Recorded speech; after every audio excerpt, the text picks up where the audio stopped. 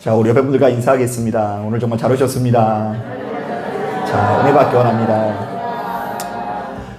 오늘 예배 그 시작부터 어찌나 은혜가 되는지 우리 조순혜 권사님이 그 대표 기도를 해주시니까 참 좋으시죠? 네, 저희 교회 오신 지 이제 3년 만에 처음으로 이제 대표 기도를 하시는데요. 저희 교회의 입장에서는 정말로 선물과 같은 권사님입니다. 여러분 아시는 분은 계실지 모르겠지만 그 아드님이 목회를 하세요.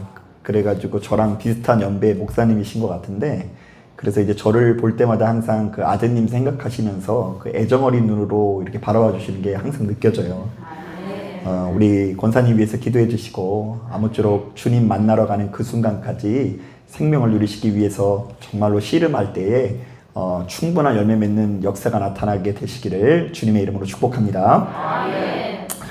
자, 우리에게 다소 생소할 수 있지만 많은 교회들이 이번 주일을 변화주일로 지킵니다.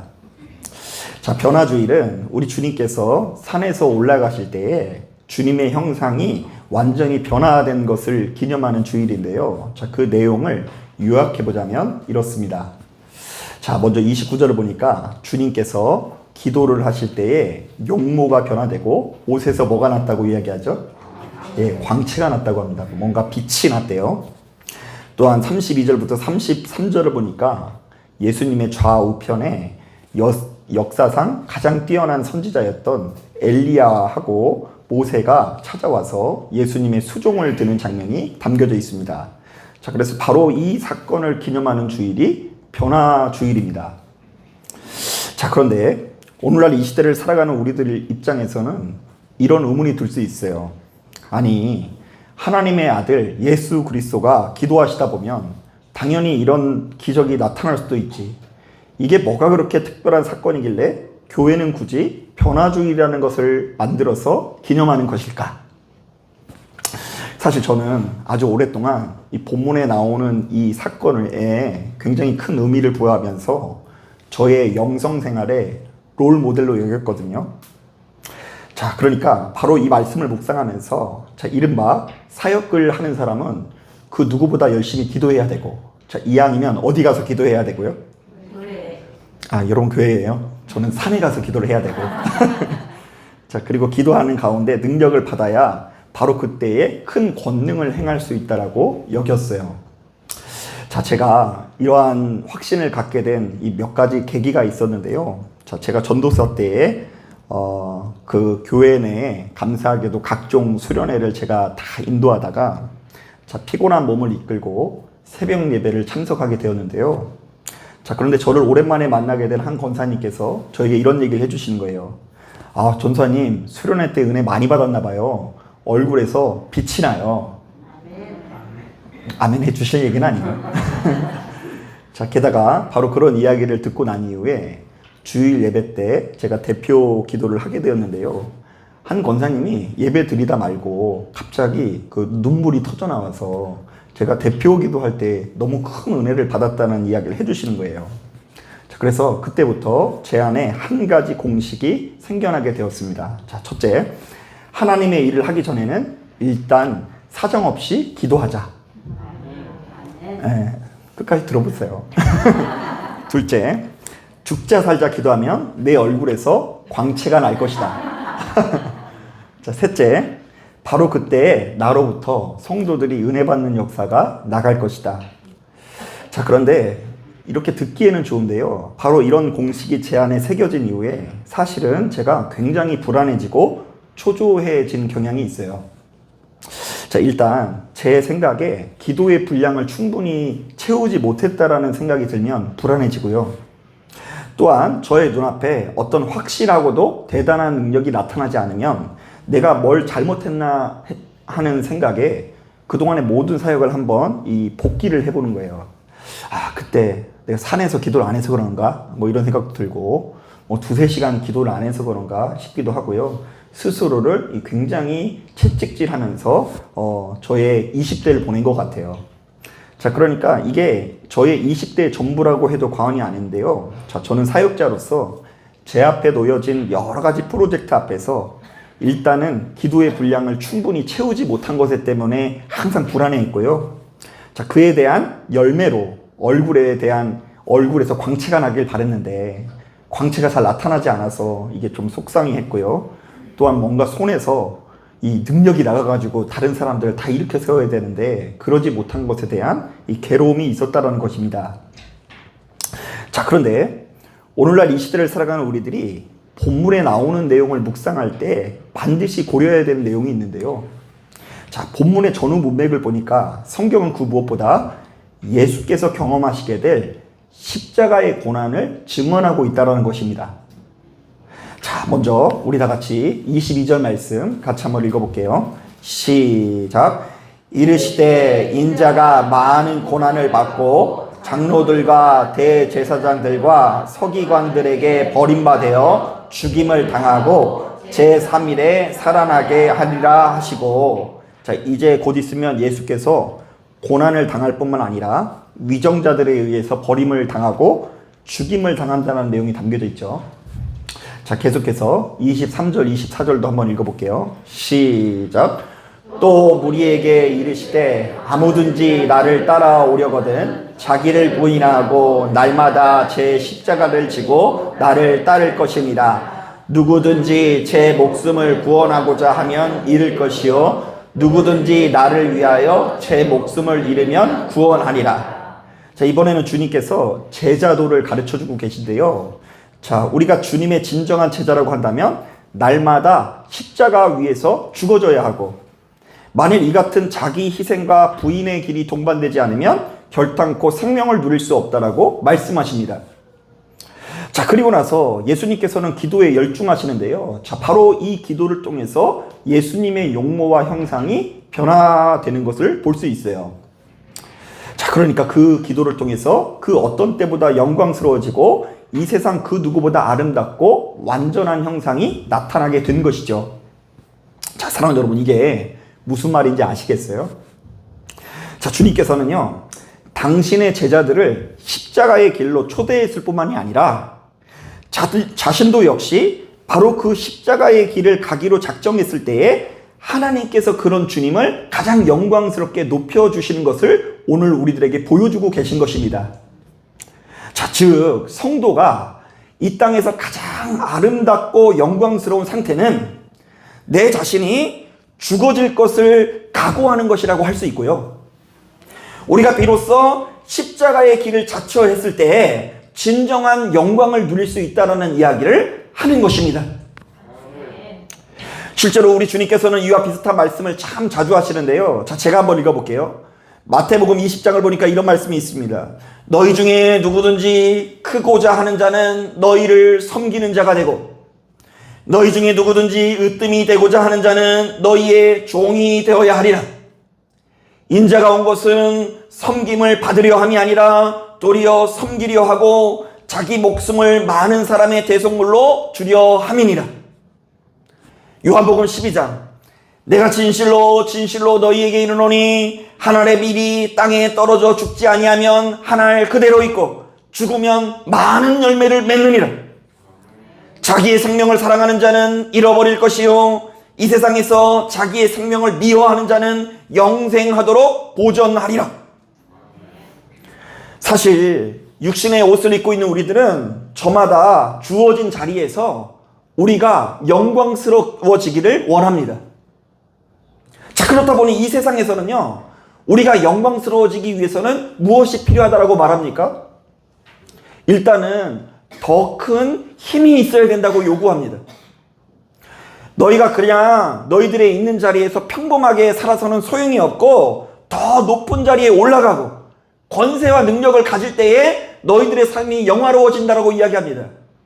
자, 그리고 요즘에는요, 돌아다니다 보면 더 많은 물질과 돈이 있어야 사람답게 살 수 있다라는 이야기가 심심치 않게 들려옵니다.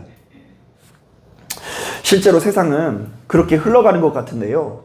자, 제가 언젠가 인터넷에서 바로 이런 점에서 참 재밌는 글을 읽은 적이 있어요.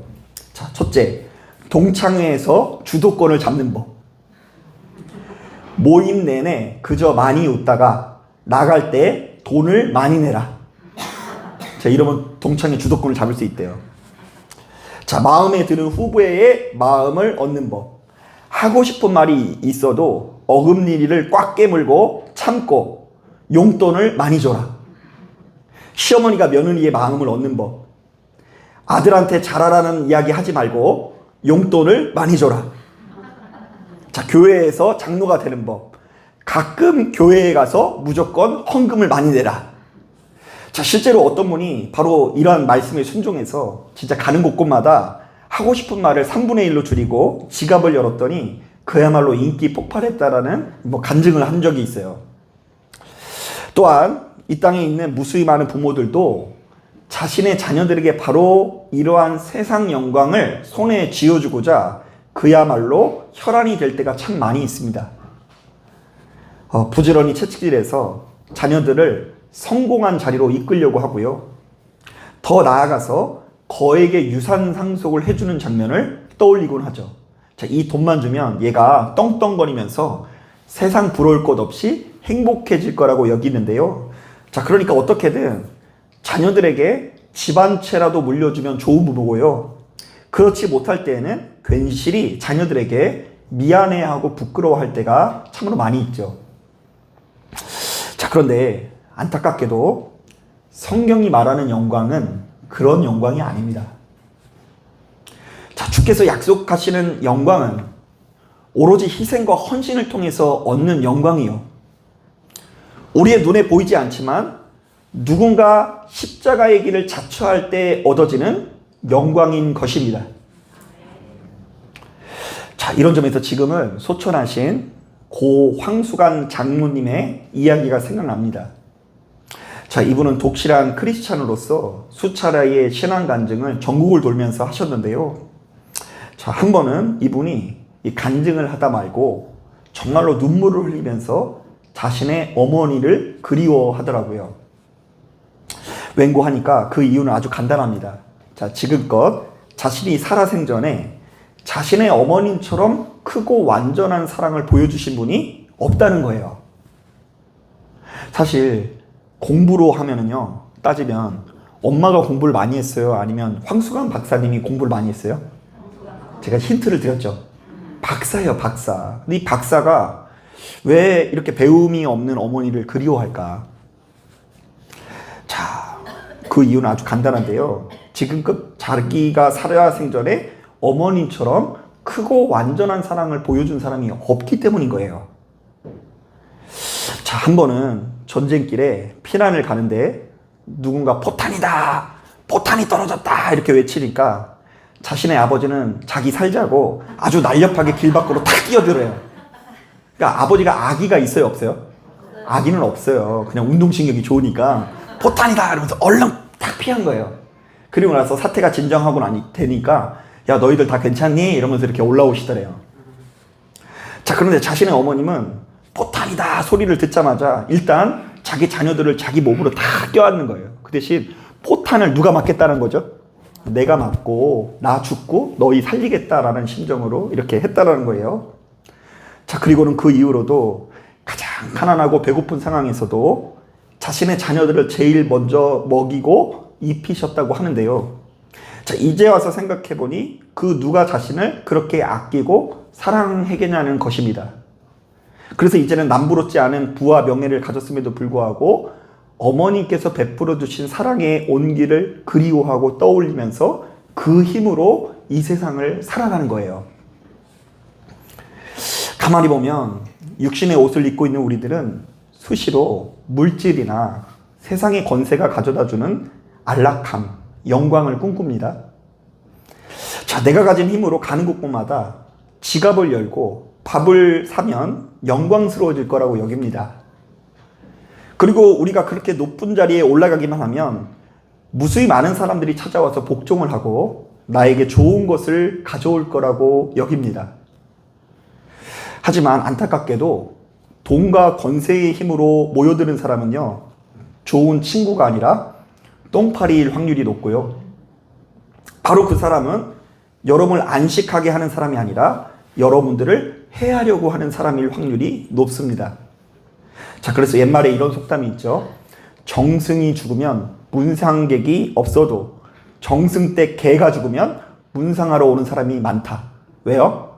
거기 가가지고 뭔가 얻어먹을 거 없나 해가지고 오는 똥파리들이 많다는 이야기예요. 자, 그런데 오늘 우리가 읽은 이 본문은 예수 그리스도께서 기도하는 중에 그의 용모가 변화되는 모습을 통해서 돈과 세상 권세가 가져다주는 거짓 영광이 아니라 예수 믿는 우리들에게 약속되어진 진짜 영광의 순간을 클로즈업하고 있습니다. 사실 본문에 나오는 내용은 이스라엘 백성들에게는 매우 익숙한 장면이기도 한데요. 자, 왜냐하면 그들이 생명처럼 여기는 모세 오경을 보면 그들의 영적인 아버지 모세가 하나님과 교제하는 가운데 그의 형상이 변화된 장면이 나오기 때문입니다. 자, 그렇기 때문에 그들은 예수님께서 기도하는 중에 영광스러운 모습으로 변모했다라는 이 복음서의 이야기를 들으면 출애굽기에 나오는 모세의 빛나는 얼굴을 떠올렸을 것입니다. 자, 모세가 하나님으로부터 율법을 받아 시내산에서 내려올 때에 그의 얼굴에 뭐가 났다고요? 예, 광채가 났다고 이 출애굽기는 전하고 있죠. 자, 그래서 모세는 그 수건으로 자신의 빛나는 얼굴을 가리게 됩니다. 자, 그런데 누가는요, 바로 이런 모세의 이야기를 잘 알고 있는 이들에게 예수님을 모세에 빗대서 한 가지 메시지를 전하는 거예요. 하나님과 함께한 모세를 통해서 이스라엘을 구원으로 인도할 율법이 주어졌듯이 그분의 하나님의 사랑하는 아들 예수 그리스도를 통해 우리에게는 새 계명이 주어졌다. 자, 모세를 통해서는 뭐가 주어졌다고요? 율법이 주어졌는데, 계명이 주어졌는데, 예수 그리스도의 이 빛나는 광채를 통해서 우리에게 무엇이 주어졌다? 새 계명, 새 율법이 우리에게 도래하게 되었다. 그리고 우리는 예수께서 전해준 바로 이 새 계명을 가슴에 새기고 순종할 때에 세상의 그 어떤 사람보다 영화로워질 수 있다. 자, 요한복음을 보니까 우리 주님께서는 바로 이 새 계명에 대해서 보다 구체적인 말씀을 허락하시는데요. 제가 한번 읽어볼게요. 새 계명을 너희에게 주노니 서로 사랑하라. 내가 너희를 사랑한 것 같이 너희도 서로 사랑하라. 너희가 서로 사랑하면 이로써 모든 사람이 너희가 내 제자인 줄 알리라. 결국 우리 주변에 있는 누군가를 아무런 대가 없이 조건 없이 사랑하기 위해서 끝없이 노력하는 것이야말로 그 무엇보다 중요한 새로운 계명이라는 것입니다. 자, 그렇다면 예수 믿는 우리들에게 가장 크고 영광스러운 모습은 무엇일까요? 아주 간단합니다. 예수께서 우리를 위해서 걸어가신 십자가의 길이야말로 가장 크고 영광스러운 길인 것입니다. 왜요?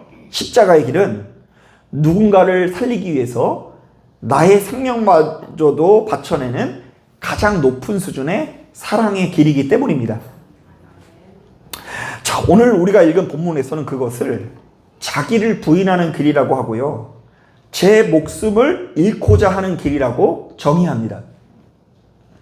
또한 고린도전서 13장을 보면 그 희생과 봉사의 길을 가리켜 이렇게 소개하고 있습니다. 제가 한번 들어볼게요. 사랑은 오래 참고, 사랑은 온유하며, 시기하지 아니하며, 사랑은 자랑하지 아니하며, 교만하지 아니하며, 무례히 행하지 아니하며, 자기 유익을 구하지 아니하며, 성내지 아니하며, 악한 것을 생각하지 아니하며, 불의를 기뻐하지 아니하며, 진리와 함께 기뻐하고, 모든 것을 참으며, 모든 것을 믿어주며, 모든 것을 바라며, 모든 것을 견디느니라. 자, 그렇다면 바로 이 말씀을 듣는 우리들은 자기 자신을 한번 돌아보기 원합니다. 자, 그동안 일평생 예수 믿고 살아온 우리들은 나름대로 이 세상을 살면서 어떤 영광을 추구하는 삶을 살았을까? 나는 어떤 영광을 추구하며 살았을까?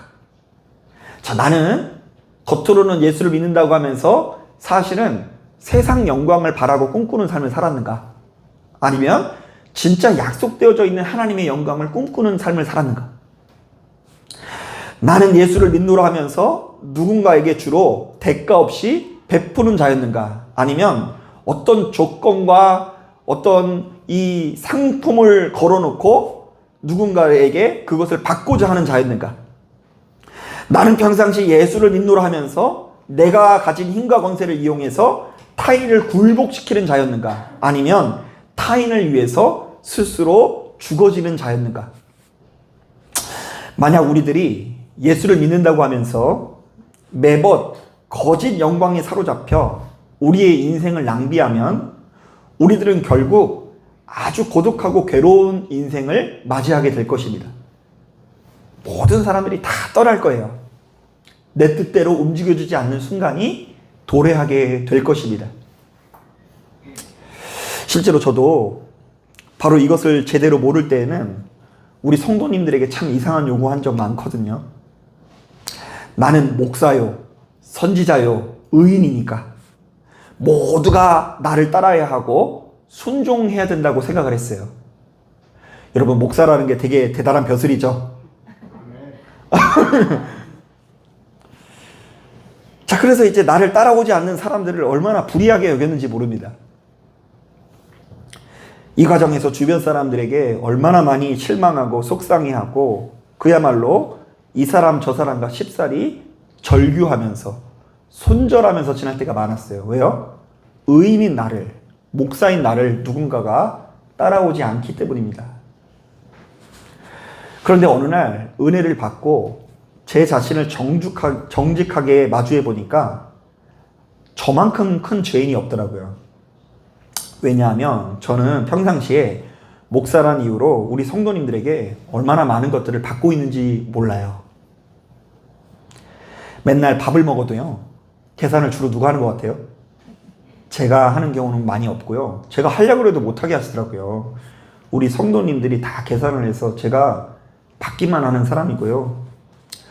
어쩌다 이 성도님들에게 제가 가끔씩 선물해 드리는 것도 있지만 성도님들에게 제게 선물해 주시는 것이 훨씬 더 많습니다.